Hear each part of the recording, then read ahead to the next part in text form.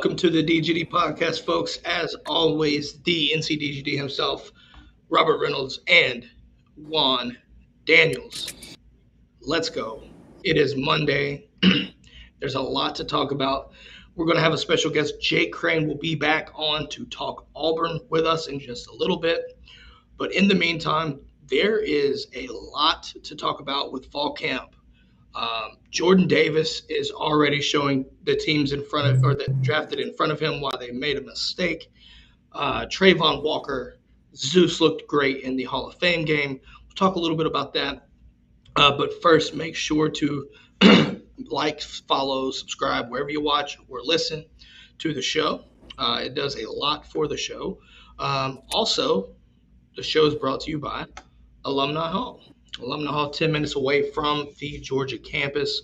Licensed Nike apparel, also Columbia, Cutter Buck, just to name a few brands. Check them out. Alumni Hall in Athens or alumnihall.com. Listen, let them know the DGD sent you, right? Let them know the DGD podcast sent you. Just saying.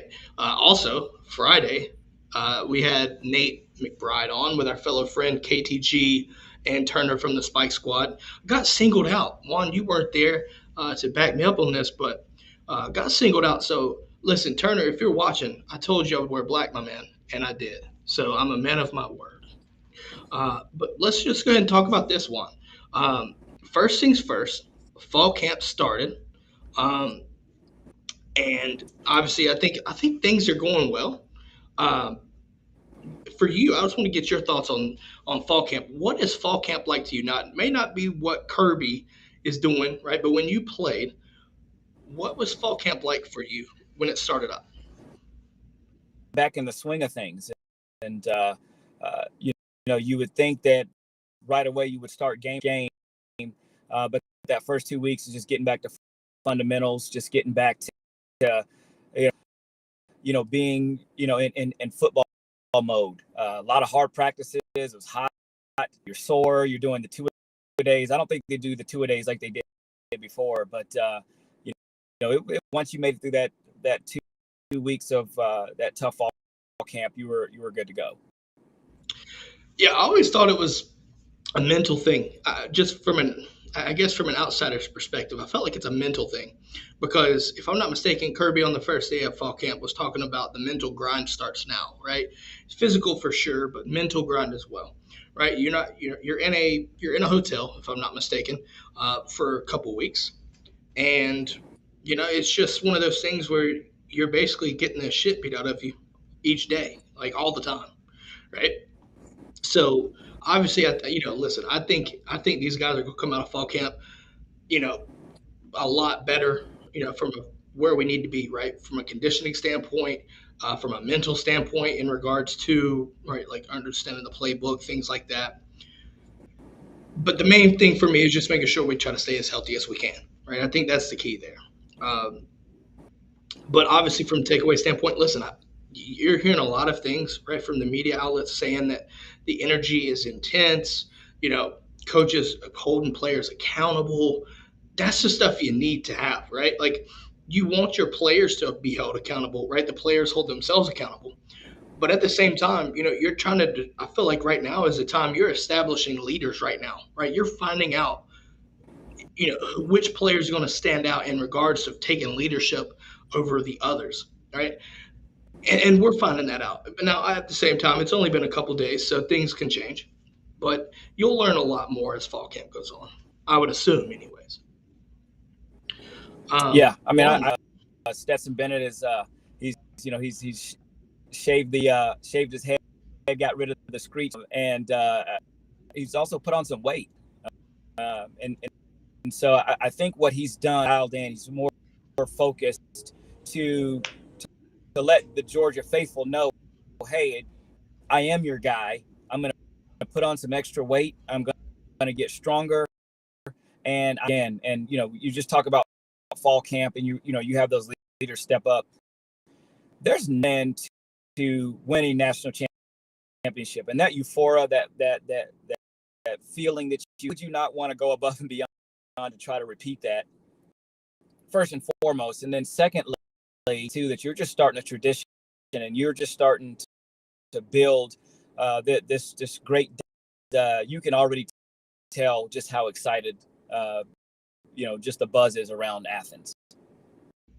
No, my thought was with Stetson seeing the the new haircuts to Quavius, I'm legitimately on board with the transformation that you're seeing. Right? There's no question about it. He looks like a different person. He's not some string bean anymore. He's a built. He's got muscle definition, things like that. And I'm telling you, from a quarterback perspective, that you're going to see a change in his throwing as well, right? You're going to see an extra oomph behind it. And with that being said, that extra oomph is going to change his style of quarterback play. We saw him take a lot of, when he takes shots last year. Juan's about to start laughing, oh boy. I'm not going to do it. I'm not going to do it. But I think, you're going to see the ball being able to throw even farther down the field, and that with the speed that we have in the receiving room is going to be lethal.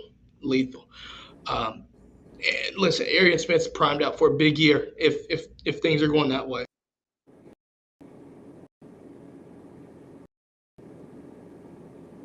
It's because the brigade. The brigade decides to make Juan laugh again. They're trying to make Juan laugh again. That is their active campaign from the brigade. Every episode, they're trying to make me or Juan laugh, mostly Juan. But, when you're running solo, sometimes they'll try to come at your head too. I experienced that. You can't get me. So, obviously, if you're not familiar with it, if you're listening on the podcast, it's perfect. Right? It's perfect.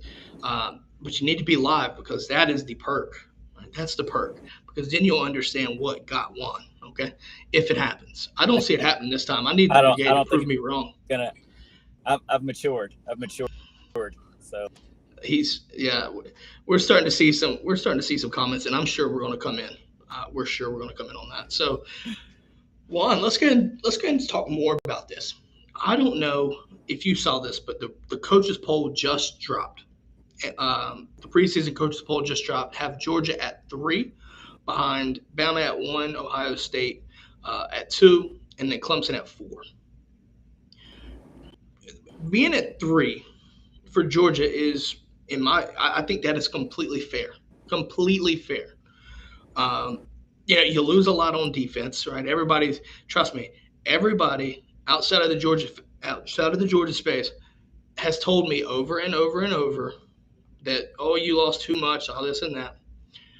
We heard you, but we don't care. Nobody cares because Georgia has reloaded. They're not rebuilding, they're reloading. As our 6033 DGD in here would understand what I'm coming at with that. And he's also telling Juan he's trying to hold back. He's trying to hold it back. So, but anyways, coaches poll. Listen, I think at least from the top 4 perspective, don't have a graphic for this, but just hearing those top 4, I think that's completely fine. But I think you can tell it's a preseason because there's some serious question marks from Clemson at 4. I think there's some serious question marks, but even Georgia at 3, because I need to see what our guys look like to start the season. Our schedule allows us to find out what we're made of in a sense. However, to be determined, right? You lost a lot of talent. You got guys doing a lot of starter minutes, right? But linebackers, that's the key right there. Who's going to play? Who's going to fill those linebacker spots? I think you look at Pop Johnson as the middle linebacker, but we'll see. That's why you got fall camp, right, Juan? But then you also look at who's going to play the second corner spot beside Ringo. Who's going to be his running man? And there's some takeaways that we're going to find things out about through fall camp, right? But I think as you see our schedule, it makes sense why they have us at 3rd. I mean, Juan, what are your thoughts on that? There's a lot of question marks, even really in the top. So I don't see Clemson being a number 4 team coming off of what they had. From Ohio State has proven that as talented as they were, They had 3 receivers that went in the first round last year, an outstanding quarterback, a great running back. You blow it against Michigan. So I just am not really sold on Ohio State. It's going to be Alabama. Will they improve in the receiver? I don't know. But I do like where Georgia sits. Georgia's at a perfect place. I think that they're going to build off that momentum. And, offensive power, weaponry like that they have this year. So who's going to stop Arian Smith? Who's going to stop our running game? And all we need to do just be in a place just to facilitate it, make sure that you're spreading the ball, take care of the football. You're going to see a high-powered offense from Georgia, the kind of like the like Sean and Stafford, and it's going to help the defense out tremendously. Say DJ put shout out to Texas for getting the first place vote in the coaches poll.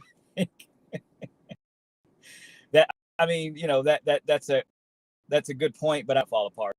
I mean, there's just no way that and obviously that must have been the key that put that there. I just don't see Texas doing very well this year. How much would you want to bet that Jimbo Fisher had him doing it just to be spiteful, get their hopes up? I can see him doing it. I can see him doing that, giving them a first place vote. You know where you can find me. I'm not hard to find. Yeah. Yep. Not hard to find. Yeah. Yeah. So I think Alabama right now, I just think the way that it sits, I really feel like I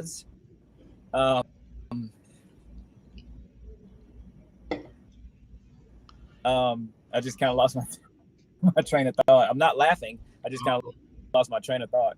But it sounded like Shaq taking the one chip challenge right there. I didn't cough. Yeah, exactly. Yeah, just be so. I do think that it'll be interesting to see how does that Texas A&M matchup is going to be a big time matchup. You got Ole Miss. All of these guys are going to be gunning for Alabama. I think Georgia, we get past Oregon, we are just gonna we're just gonna cruise along. So I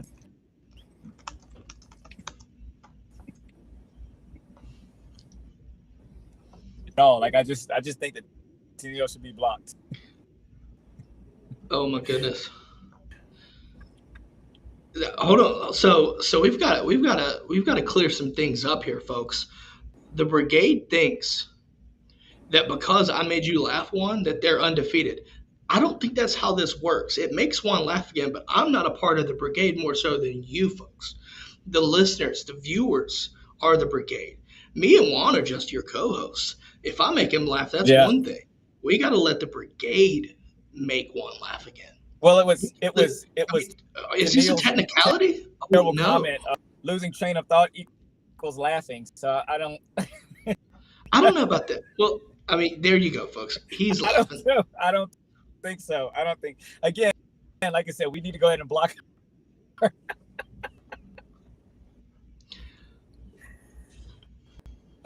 Oh. 15 minutes in and got him. All right, folks. There's your make one laugh again moment of the day right there. It's terrible. Terrible. I don't think it'll end though, because they got you now. Watch them try to go for me. I have a feeling this is going to happen, and I hope I didn't speak it into existence. Yeah. We'll see. Yeah. Anyways, getting back on top of the show, for anybody that's listening, they're probably wondering what are these guys doing. But obviously, you take a listen outside of the coaches poll, right? I think where we are is completely fine. But let's talk about some former dogs that are already making waves in the NFL. And we'll start with the farthest back, and we'll work our way up. We'll start off with a Hall of Fame game from the NFL, right? This past Thursday, I believe it was. Didn't talk about it Friday, but we'll want to talk about it now. Trayvon Walker, Zeus, obviously on opposing teams, but, that really stood out. Watching that game, Trayvon made his impact on the first play. Listen, still a complete BS call.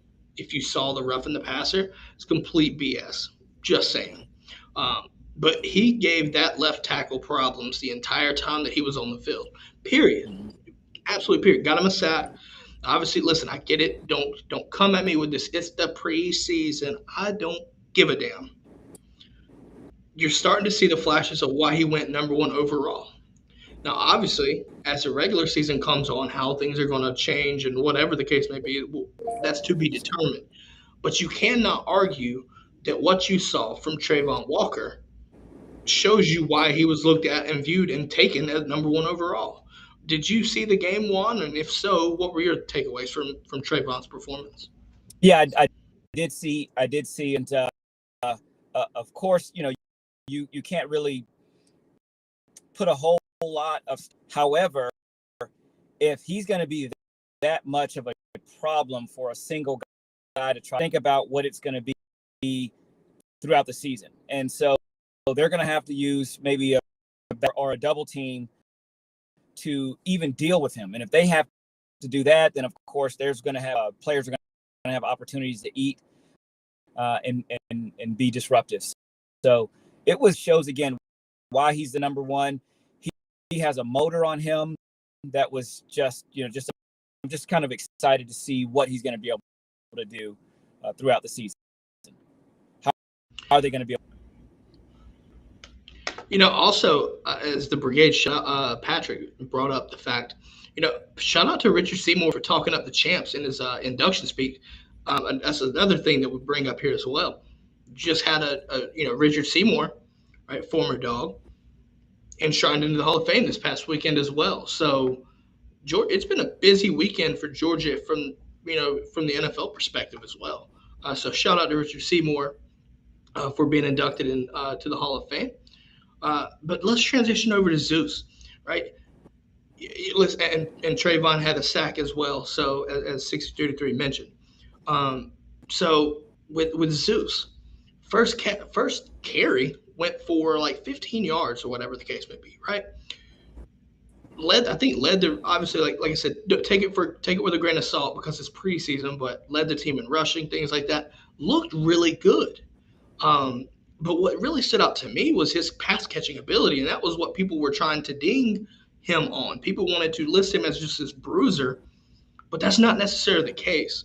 And I think if the Raiders utilize his passing abilities more, the Raiders might have got a big time baller right there, if you know where I'm going with it. Especially if Josh Jacobs is on potentially getting traded or whatever. If he gets traded, that could be Zeus's to take away. It could be Zeus's to lose. Who knows?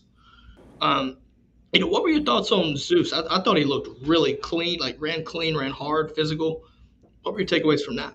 Yeah, well, if in the other part too, a lot of people don't realize with how they rotate the backs at Georgia, but Zeus looked fresh. It's been beat up and that's just been ran over and over and over and over again, which gives him to work on additional things like catching the ball out of the backfield. Like that is something that's huge. That was something that made him and separated him was his ability to catch the ball out of the backfield. So that preseason debut for him to run the ball like that and do the things that he was able to do, it was pretty awesome. And I look forward to Zeus having a pretty long, lengthy career. I mean, I think it's possible, especially with how Dale McGee has made platooning running backs so efficient. He's done it efficiently too, right? I think that's key. Um, but let's talk about more of our dogs, right? Have you heard or seen any of the film from George Pickens so far at Steelers camp? Yes, he's had a couple of one-handed catch. I saw he had one, but he's kept his eye on the ball and then brought it in. And then what he's doing to those defensive backs is just absolutely criminal. And he's a monster. And the fact of where he got picked, the team that he went to, the quarterback, getting him the football. He just has a passion and a want to get better, and that's what's going to. I'm looking at in the brigade. Listen, Pickens is a monster, right? I really wish George would have been able to stay, healthy and on the field and been as productive as we thought, right? Like what we're seeing in his time so far at Pittsburgh is no surprise to Georgia folks. Let's be honest. You also think that you knew he was going to be a better NFL receiver than a college receiver, and that's scary to think as well. When you look at what he's been able to do, there's a good chance that you might see him be a number one receiver or number two or whatever, because you got Claypool or whatever the case. It would not shock me one bit to see him play outside to start the season. Just wouldn't. Dude can go get it. And if he stays healthy, there's no reason why they don't put him on the field. It's just insane. That's all I'm going to say. Agreed. Well, and historically, Pittsburgh historically they've taken about him, whether it's blocking, their IQ, their pass catching ability. Start out with Andre Hastings with Pittsburgh. Then you've got, of course, Hines Ward, who will probably go to for the Pittsburgh Steelers, a Hall of Famer. And then now you've got George Pickens. So that tough grittiness with the receivers that come from Georgia that Pittsburgh really likes team. I mean, they're just a bust you in the mouth and just gritty, just tough group. They're just continuing their, stealing those Georgia receivers. Which also leads me to another former Georgia Dog, right? And that's Jordan Davis. Just last night, there was a video of him, and the best way to put it is this: manhandling. I would say manhandling an NFL offensive lineman, just pushing him like he was a child almost. It was watching that unfold right on Twitter and everything like that. Any team that picked above Philadelphia, I'm not saying I understand teams need NFL needs and stuff like that, but how do you look at that and say, we picked the right person? Because there's a team in the state of Georgia, while they picked a receiver, and I understand why, could you have used Jordan Davis at 8 or traded back maybe even, maybe to 12 or 13? Could the foul? So my thought was, obviously, like I said, team needs can vary. I understand. But do you think teams like the Falcons that needed pass rush help or, just run defense, things like that, do you think they're looking at this and are like, damn? I think you have to say you are. And DJ put it best, walking the dog on an offensive line. Not only is he strong, not only did he just bull rush this guy, but don't forget, he runs a 4.85. A lot of people outside of the NFL that can run a 4.85 right now at a top speed. So Juan, if I make you feel any better, his official time from the combine was 4.78 at 341 pounds. There's very few quarterbacks that are going to be able to get away clip of him running down a quarterback. I don't remember where it was on Twitter, but it was just showing him just kind of scraping down the line. The quarterback. It was a UAB. It was UAB. Yeah, UAB. Like, come on, man. Why pad up? He can completely revolutionize your defense. I mean, just completely. I mean, listen, the thing about it is, if you're the Falcons, right? Well, maybe you're at 8. Either take Jordan Davis there, right? Or try to trade back to the early teens, still get him. And then in the second round, there's another guy, George Pickens is right there. Maybe use some of that capital to trade up early into the second or even back into the first and get you your receiver. Because let's be honest, I'm not knocking Drake London, but what I'm seeing so far at George Pickens, dude's about to have a ridiculous season as a rookie. I'm just saying. DJ also calls out that he also ran down old buddy from Cincinnati, Spence Ritter. Sorry, excuse me, I'm all over the place there. So, and listen, even if Jordan Davis is ever running towards Patrick, he said he's hiding behind Juan. Goat will protect him. He There's does it for nothing the I can do. You and Tennille, I'm going to be able to do for you. I'm sorry.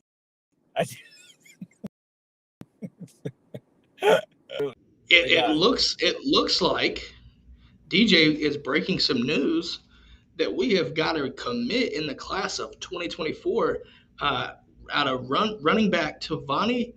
You'll love this nickname, the Boogeyman Mizell.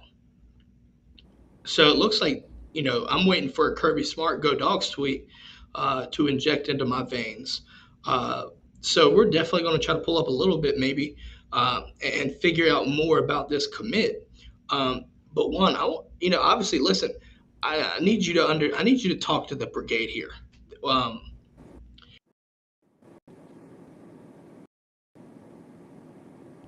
That you're not going to be done. You're not going to get got again. You just got to do it. Yeah, I'm trying, but they don't want me to be great. That's the problem. You're either elite or you're not. Yeah. And 6033 says, yes, Juan, talk to us. Yeah, I mean, they sometimes people like try to boost you and they want you to be great. They don't want me to be great. It sounds like it screams military to me. Yeah. And I'll tell you why. Because they tell you they break you down to build you back up. No. They just break you down. You build yourself back up. I haven't been built back up. I mean, crashing happens. No encouragement. No, hey Juan, I think you're going to make it. You can be better. Punishment. So is this counterintuitive? I feel like Arkansas on their first drive last, just a beat down. Oh boy. So DJ fills us in a little bit here as well. So Tavani is a 4-star running back from DeMatha, Maryland. The DMV is putting out some talent, and a lot of people I don't think necessarily know. Now, I think Dale McGee's got his hands on this, but it would not surprise me if Fran Brown had a part in this commitment. Just leaving that there. I may be wrong, but listen, when you come anywhere in the Northeast, Fran Brown could be a potential guy that had some ties to players, and I think Georgia could finish the rest. I'm just leaving that there. That's just my thoughts. But listen, you miss out on guys, Justice Haynes, right? All these 23 backs, right? You look at it, getting a 2024 commitment one. Do you think you could slowly see Georgia start to kind of punt on the running back call this cycle and then load up in 24? Yeah. I mean, look at, most of the 23s, they're going to Alabama. If you're 24, there's no way and try to go and compete with two guys, that were from that 23 class, 4 or 5.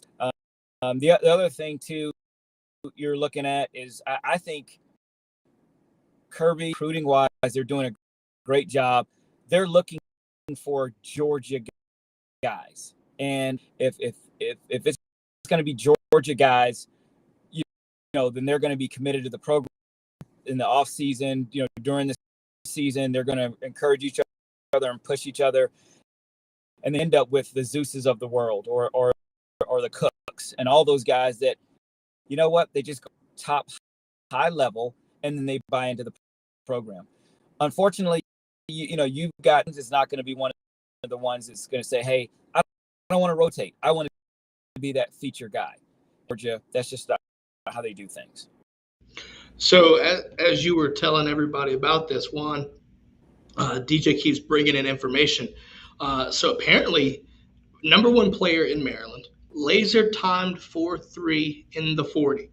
Now that's per Rivals Rowdy Napolsi. So shout out there for that info. But listen, laser timed 40s.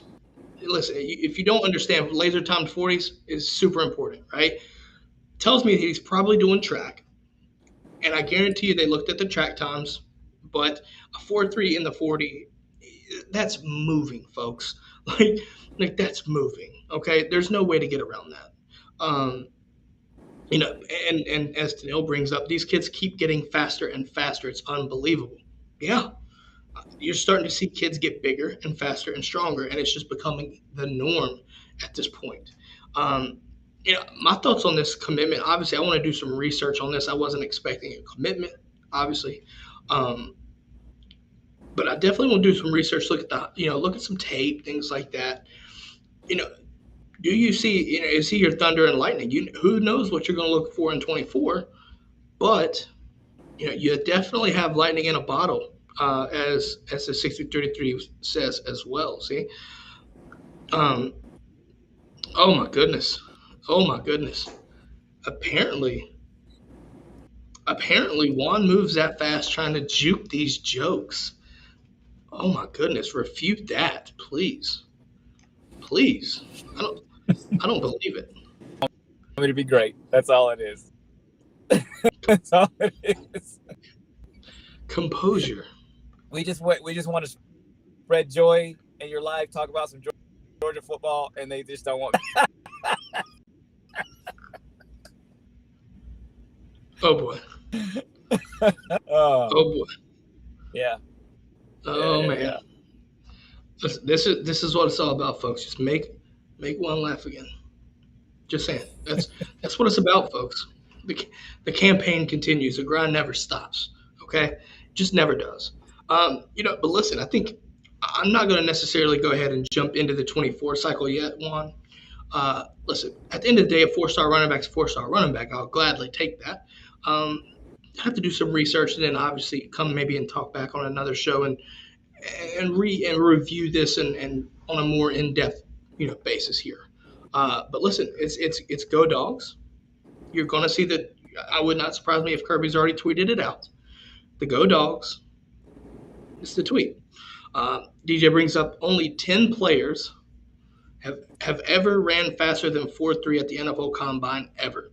Just to put that speed into perspective for everyone. Yeah.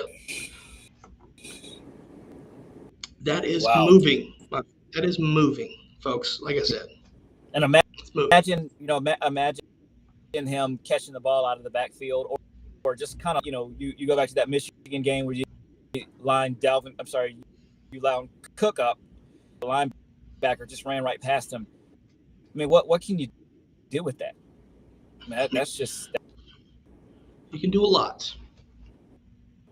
Now, I will say this. Obviously, I think if Del McGee takes him right, from a running back perspective, you're going to have to block to be on the field, right? So, obviously, like I said, I won't do it necessarily right now. Obviously, we're talking to, we're doing our show. But after doing some research, I think we might have to do a quick analysis from this Mizell commitment here.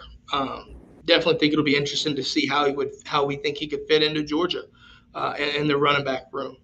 And we have been updated that there has been no Go Dogs tweet from Kirby yet. It will come. They might be. I don't know if they're in the middle of fall camp or not, but you never know.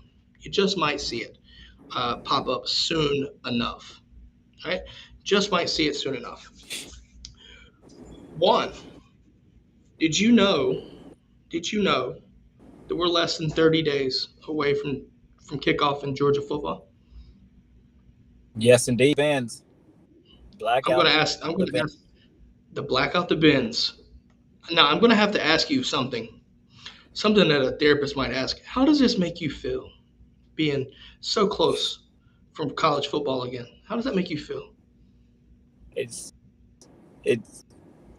describe it. I mean, I hate waiting. The waiting part is just it's painful. It's terrible. It just chaps your ass. Yeah, oh my goodness. When you get there, when it be nothing like it. Nothing like looking at that game day, that college game day, that part of it. I absolutely can't wait. I'm just saying that I can't wait because there's 26 more days, folks. And listen, we're just talking Georgia football, right? There's week 0 as well.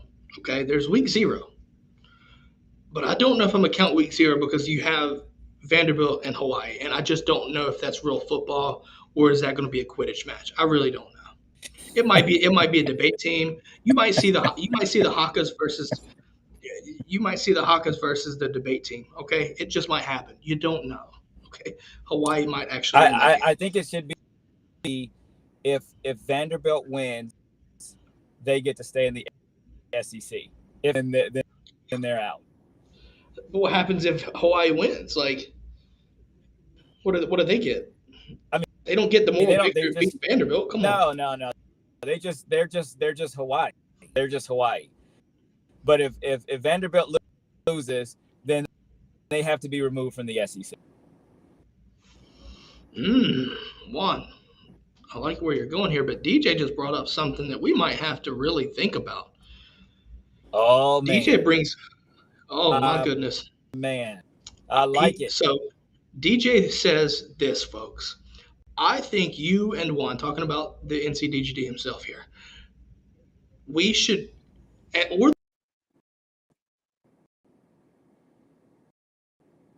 12 games, and give your winners each week. Juan, that's. I like it. And one of us has to have like a head mascot or something like that Lee Corso does. I like it. You ain't gonna catch me. You ain't gonna catch me doing some headset. But now I will say this: listen. This might be something we have to talk about, like legitimately have to talk about, because that's good. Listen, that is my man. If my man ain't getting paid, I don't know why he's not right now, because that is a boss call right there. That's a boss call right there. I like it. We're gonna have to. That's man. This is so. I didn't laugh. I'm stumped right now because that is A++. That's a go dogs worthy thing right there. I'm not even mad about that. Yeah. Jesus, give my man a I don't know whether it be a cookie or a dog treat or something. We have to figure something out, because there might be we might just have to do a comment of the day for each show. Yeah. Oh my. That was it right there. That was it. That's it. That is it. Oh, look at this. My man coming in with stats. Hawaii has 2 former UGA walk-ons on the roster, Colby Wyatt and Hugh Nelson II. DJ coming in spitting hot fucking fire, Juan. Good Lord. Now, listen here.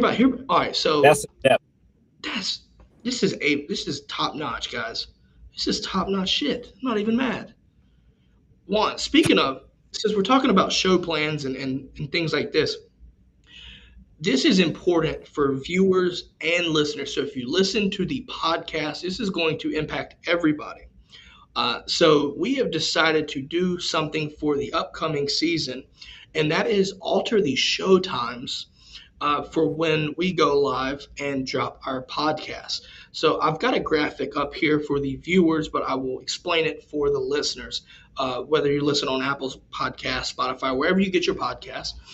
Like I said, show times are going to change starting August 29th. So our Monday show will be normal. It will start Monday at noon, with the podcast dropping Tuesday morning. You'll catch it Tuesday in the morning. So if you're listening on podcast, that Monday show will be your Tuesday.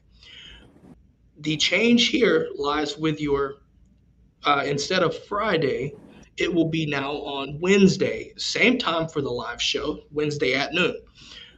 But you're going to get the podcast Wednesday afternoon.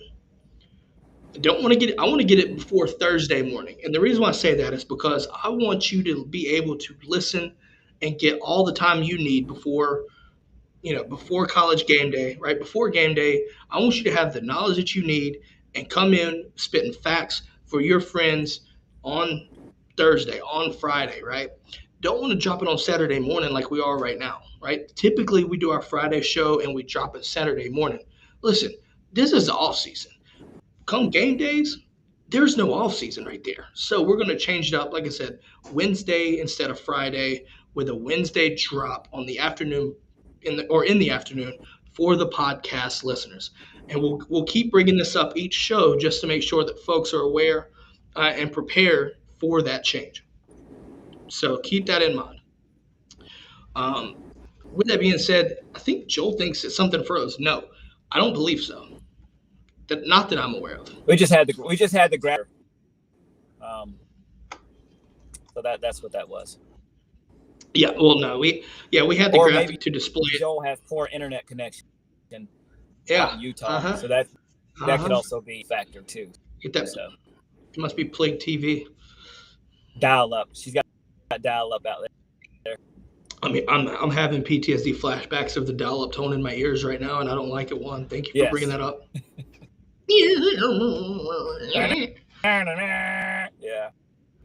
Get off the phone, Mom. I'm trying to use the internet. Too much memory right there. Too much. Excuse me, folks. I'm having flashbacks as we speak. Just promise you, it's too much. But no, Juan, I honestly think that might be something that we're going to look into, because I think that'll be worth it. We'll talk more about that offline. Listen, while we wait for Jake to come on, just for those that are understanding here, we wanted to bring the show to you, but there's also a time zone difference that I made the mistake of. And speak of the damn devil himself, Jake Crain. How is it going, my man? What's up, guys? How's it going? Oh, it's going. What's going? You missed. Uh-oh. Oh, hey, can y'all hear me? We can hear you, sir. Okay, yeah, man. I'm driving in the car. It's going to be a little dangerous to look down and drive at the same time. I mean, I like to live dangerously like Austin Powers, but not that dangerous. I do like to live dangerously. Well, so first off, Jake, welcome back to the show, my man. Oh yeah, man. Appreciate you having me, dog. I'm always down. Oh, of course. Now, so obviously, listen, we've had a good show so far. Just talking a little bit about Jordan Davis manhandling folks and Trayvon Walker making an impact, those things like that.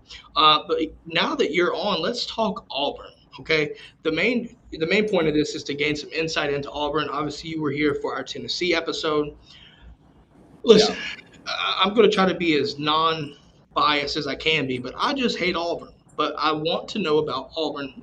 I feel like it's a due diligence here. Looking at their, where their culture, where's the state of the program, right? What's the feelings around Auburn right now from your perspective? Well, I think there's a lot of uncertainty still. I mean, because look, we all know what happened in the offseason. And regardless of what side of the fence, Brian Harsin, if you're on the side of, well, it's not going to work with Brian Harsin, so they might as well have got him out. Eventually you got to show it on the field. Like all the talk's good and all the we're changing the culture and we're going to do it right. That's great. And I get that, but you got to win games. I think he's got to win 8. I really believe that, whether that's 7 in the regular season and then an 8th in the bowl game, the Geico, .com bowl or whatever it's going to be. I think he's got to win 8. If he doesn't, I think they're going to move on from him. And I think Hugh Freeze would be a guy that'd have a real chance. But, again, any message you have, regardless of what type of coach you are, regardless of how you handle yourself, how you handle the program, winning cures everything and losing exposes everything. So at the end of the day, you're going to have to do it on the field. And I don't know right now if they have the horses up front, especially on the offensive line, and not just the starting 5, but the depth to be able to do what they want to do against Georgia and Alabama. So it's just uncertainty. But I will say this. Auburn has an amazing habit of, when nobody expects them to do anything, just freaking out and having a really good year. And then when people expect a lot, absolutely falling flat on their face. So they're the antithesis to your typical predictions and things like this. Yes. Listen, so, in my opinion, like, I feel like Auburn kind of shot themselves in the foot and on a really bad level with the whole situation and how it played out. Trying to listen from an outsider's perspective and trying to be as taking my red and black hat off right now. My thought on this was like you just exposed the shadiness of your entire program, right? Your boosters tried to do everything they could to get this man fired for calls so they didn't have to do the payout or the buyout. But Yeah, now you like could, Tennessee did. yeah, but Tennessee was successful. Like you committed Yes. suicide, but they were successful and it actually worked out. Auburn tried to do the same thing. And listen, I don't care what you say. The timing on this proves to me that they were trying to get this man fired. He was on vacation and legitimately passed a clause that basically was saying if you don't cooperate fully, that you're fired for cause. Listen, that is exactly the proof that you need to show that Auburn as a program is ran by the boosters, and that should not be the case. Boosters should have a say, but not that Well, much. yeah. That's my Well, look. Money runs every program. Money runs every business. But the difference is, and I've said this on the show, the reason why Alabama and now Georgia and Ohio State and you see Jimbo at A&M, the success they're having it's because they have full control. And full control isn't just, oh, well, I'm going to recruit my guys and hire my guys. It's everything that goes on in that program. Every booster that we have, I don't answer to them from a standpoint of they tell me how to operate my program. That's the reason Nick Saban didn't go to Texas. I don't think Steve Sarkisian has full control at Texas. But you look at Bama, Bama said, you know what? We have a lot of pride. But after Mike Price and Mike Shula, they said, since we have so much pride, we're willing to swallow our pride. And Nick Saban won't take this job unless we give him full control. And all these coaches that I just named, guess who they learned from, buddy? Nick Saban. And they know what full control looks like. And they know if you have full control, it's all on you. And you have to have a huge ego to coach at this level. Now, some guys show it more than others, but it's almost impossible nowadays to have, if you don't have full control, to win at a very high level. It's like having a hand tied behind your. He might be going through Auburn service or something. We'll see. But now, Jake, so I want to go ahead and do this real fast. So let's pull up our schedule here for Auburn, and I'm going to get your thoughts on this schedule. So obviously you were here for the Tennessee, so we're going to break this down into 6-6. So you start off with games against Mercer, San Jose State, Penn State comes to Jordan Hare. I'm not going to say Jordan Hare because to hell with that. Then you go, then you look at Mizzou and LSU before a Georgia game.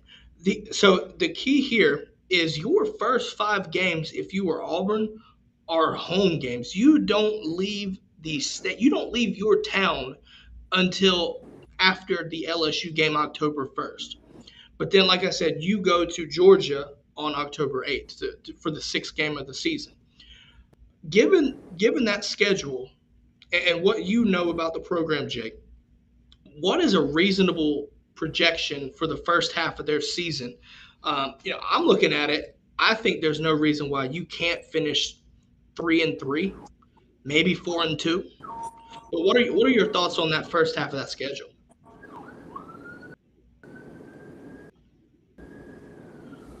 I think he may be. We might. Apparently, we're having some technical difficulties. Jake can't hear me. Juan, you can hear me. Yes, I can hear you. Okay, so we'll work on these technical difficulties. We'll let Jake get things squared away. We'll work on that. In the meantime, Juan, what are your takeaways for this first half of the season? Okay, well, first before that, I wanted to just kind of saying before as far as having full control. This is not the first time that Auburn has done this. If you think about it, when they had Tommy Tuberville, they were trying to get rid of Tommy Tuberville. The season even started. They were flying a guy in. They were going to basically he was going to take Tuberville.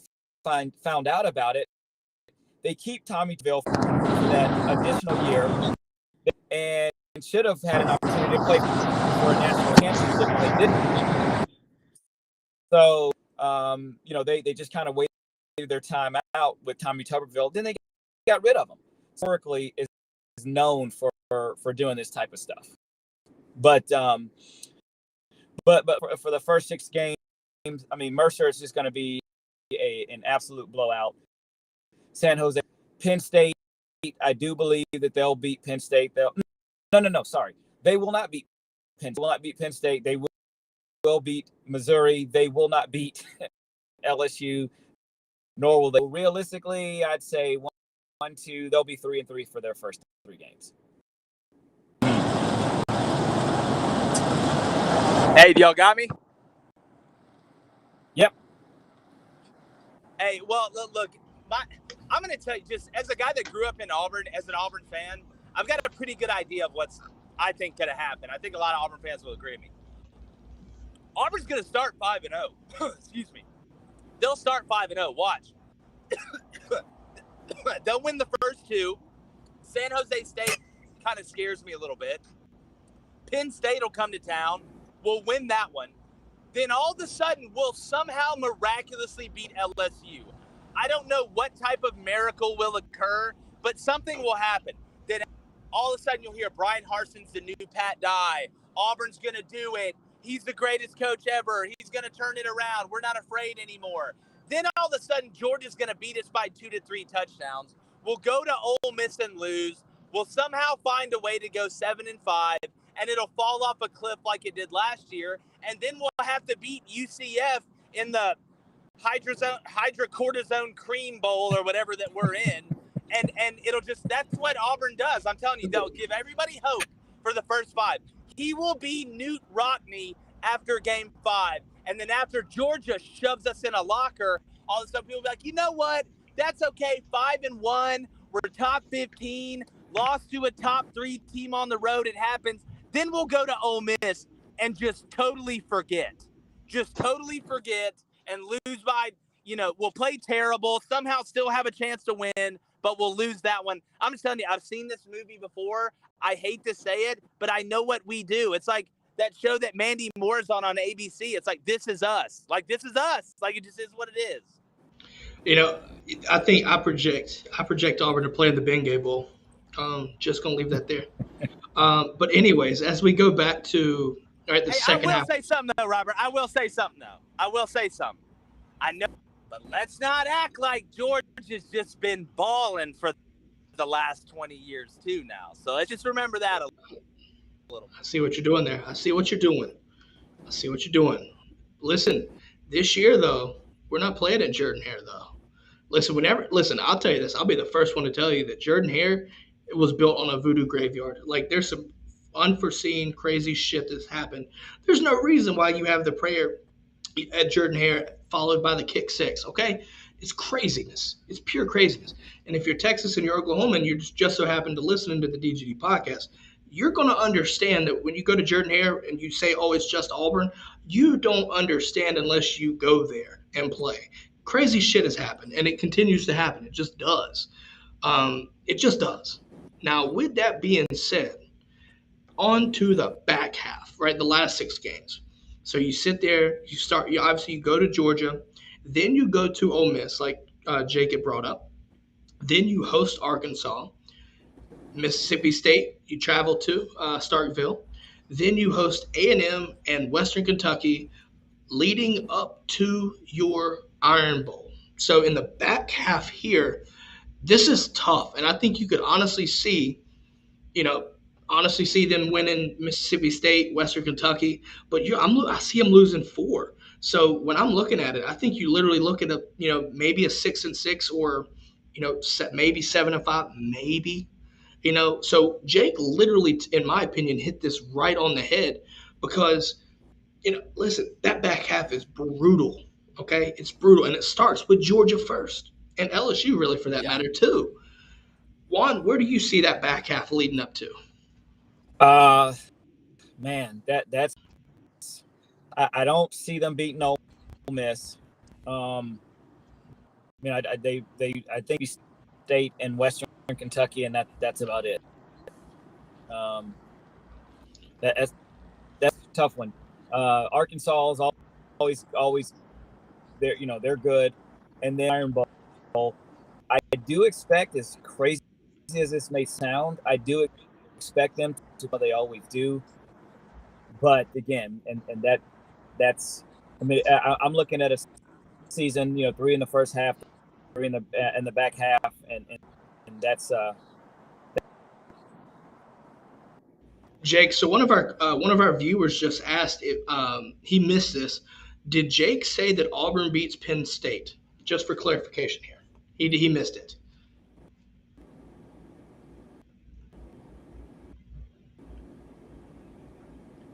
I think he said they do beat Penn State, correct? Yeah, he did say that. Yeah. Yeah. He said Okay. he said he thought that they. Okay, so DJ, Jake did say that Auburn beats Penn State. Listen, Penn State can say what they want, but I'm telling you, they haven't played in Jordan-Hare. Just saying. Just gonna leave that there. So ultimately, I have 7-5 finish. Juan, what is your final record for Auburn this season? 6 and I'll go 6-6.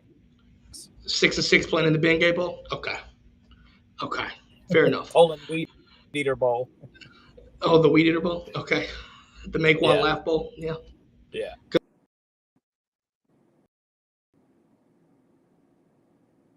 But anyways, I think we're gonna wrap this thing up for today's show, folks. We're gonna wrap this thing up. Like I said, I've got 7-5 tops, 6-6 realistically. Juan's got 6-6. I think Jake mentioned 7-5, and that's fair, I suppose. Listen, make sure, because Juan, I know we're about to wrap this thing up. If you're not familiar with Jake, go follow him on Twitter, Instagram. His underscore is at Jake Crain underscore. So look him up there. Look at Crain and Company. Make sure to check him out. Check out the show there. So with that being said, Juan, let's wrap this thing up and let's come on ready for Friday and another enemy intel series. Any last words for today before we hop off? Hey, the football season it is coming upon us. I can't wait. It's exciting. Champs. Apparently, DJ is at the whiteout game versus Auburn last year. Auburn should have won up there. I wouldn't think Auburn gets it done at home. I think so too. Perhaps we'll see. And if you want to follow DJ for all these news, follow DJ at Dog Talk with 2 G's. I'm giving him a follow right now. There you go, folks.